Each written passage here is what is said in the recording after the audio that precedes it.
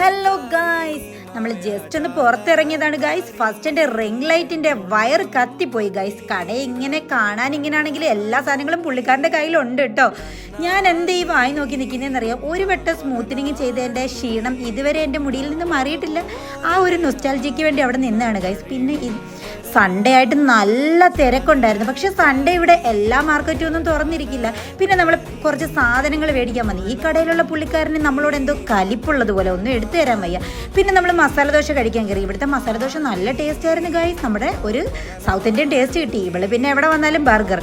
പക്ഷെ ഞാൻ ഇത് കഴിക്കുന്ന കണ്ടപ്പോൾ അവക്കും മസാല ദോശ വേണമെന്ന് പറഞ്ഞാൽ അവൾ അത് വീണ്ടും മേടിച്ചു. അപ്പോൾ ഗൈസ്, ഇതാണ് ആലു ടിക്കി. ഇത് അത്യാവശ്യം നല്ല ടേസ്റ്റ് ഉണ്ടായിരുന്നു. ഞാൻ ഫസ്റ്റ് ടൈം കഴിക്കുകയായിരുന്നു. അത് കഴിഞ്ഞ് നമ്മൾ സബ്ജിയൊക്കെ മേടിക്കാനായിട്ട് മാർക്കറ്റിൽ വന്നു. അവളുടെ ഒരു കാര്യം അറിയാലോ, എവിടെ പോയാലും എന്തെങ്കിലും മേടിക്കാതെ അവൾക്ക് പറ്റില്ല. ലാസ്റ്റ് ഒരു പ്ലേറ്റും മേടിച്ചുകൊണ്ട് അവൾ വീട്ടിലോട്ട് പോയി ഗൈസ്. അപ്പോൾ ബൈ.